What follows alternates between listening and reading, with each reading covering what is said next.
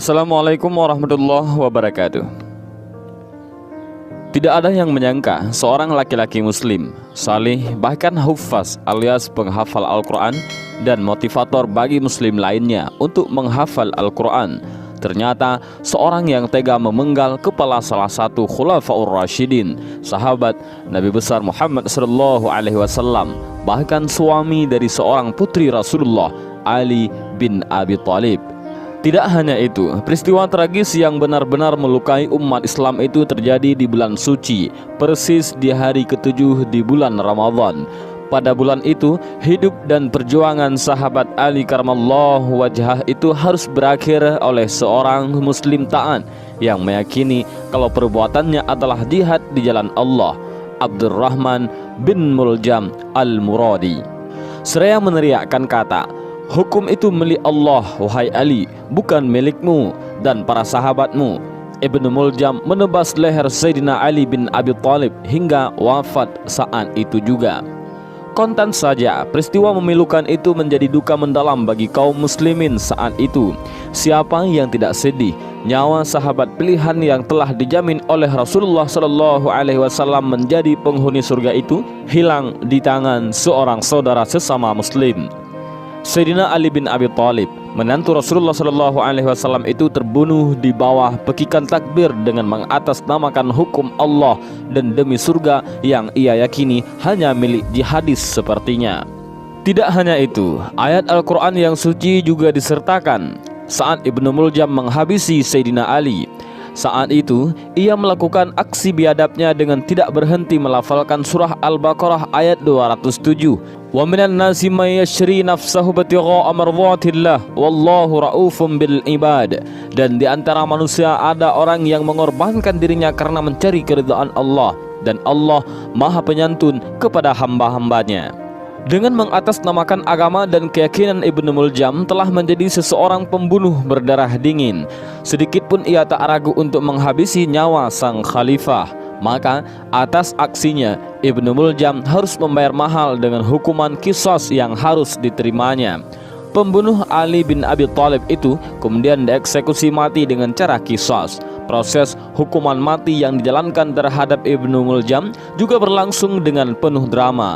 Saat tubuhnya diikat untuk dipenggal kepalanya, dia masih sempat berpesan kepada Al-Gojo, "Wahai Al-Gojo, janganlah engkau penggal kepalaku sekaligus, tetapi potonglah anggota tubuhku sedikit demi sedikit, hingga aku bisa menyaksikan anggota tubuhku disiksa di jalan Allah." Pesan itu disampaikan karena Ibnu Muljam meyakini dengan sepenuh hati bahwa aksinya mencabut nyawa ayah dari Al-Hasan dan Al-Husain itu adalah sebuah aksi jihad fi sabilillah. Keyakinan itulah yang telah menyebabkan seseorang sahabat terbaik, khalifah, bahkan menantu Nabi Muhammad SAW gugur di ujung pedang seorang muslim demi meraih surga dari jalan jihad yang diyakininya. Kisah terbunuhnya Sayyidina Ali bin Abi Thalib di tangan seorang muslim yang taat, soleh, istiqamah, puasa Senin Kamis, bahkan seorang hufaz menyadarkan tentang kebenaran hadis Rasulullah SAW, yaitu akan keluar dari umat ini. Beliau tidak mengatakan di antaranya, "Sesuatu kaum yang kalian menganggap remeh salat kalian dibandingkan salat mereka. Mereka membaca Al-Quran namun tidak melewati kerongkongan mereka. Mereka keluar dari agama bagaikan anak panah yang keluar dari busurnya." Hadis riwayat Bukhari. Ibnu Muljam adalah potret nyata yang terjadi pada sebahagian umat Islam di era modern ini. Pada masa ini, generasi yang mewarisi Ibnu Muljam itu giat memprovokasikan untuk berjihad di jalan Allah dengan cara memerangi dan bahkan membunuh nyawa sesama kaum muslimin.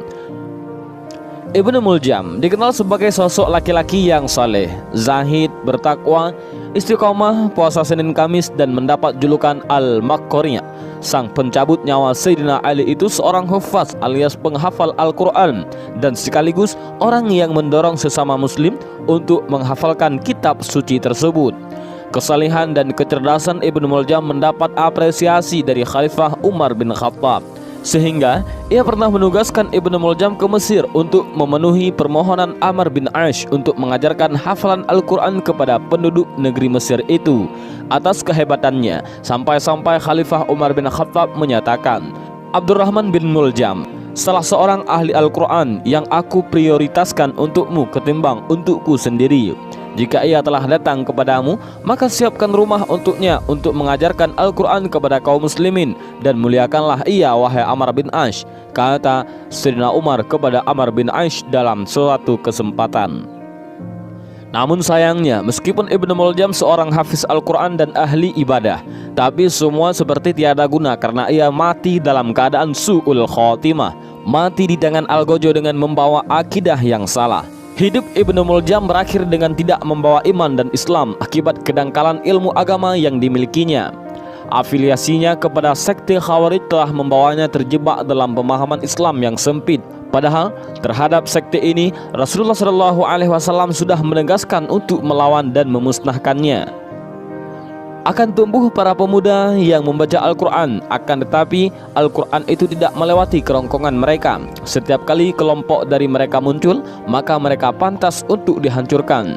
Ibnu Umar berkata, aku mendengar Rasulullah SAW berkata, setiap kali sekelompok dari mereka keluar, maka mereka pantas untuk dihancurkan. Lebih dari 20 kali hingga Dajjal keluar di dalam kelompok terakhir.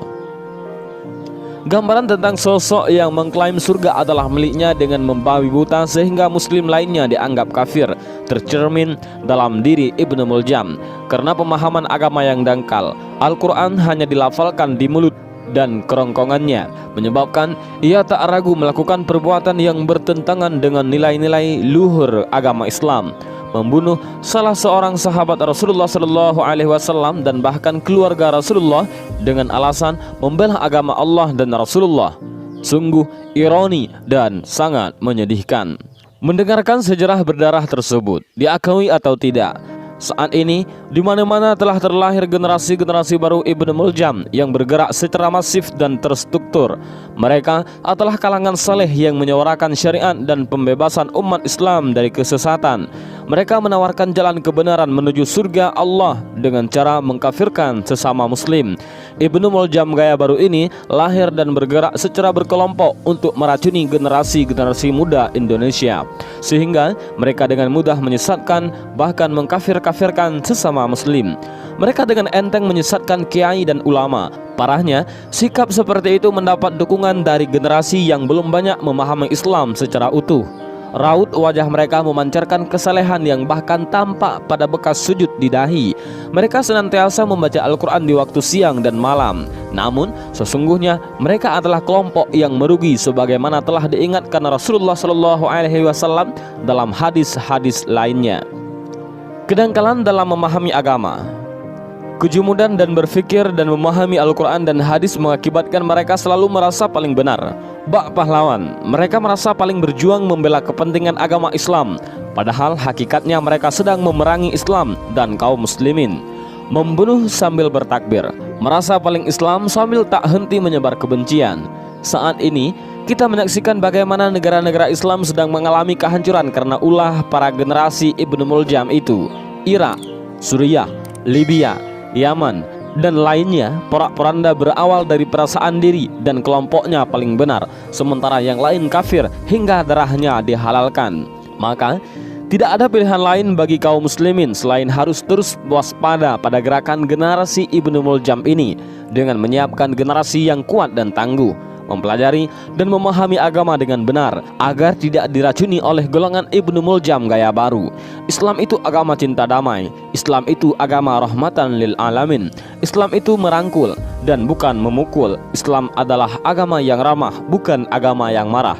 Islam adalah agama yang rahman, bukan penyebar ketakutan.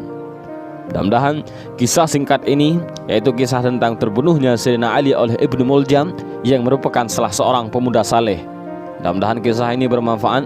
Wallahu a'lam bishawab. Assalamualaikum warahmatullahi wabarakatuh.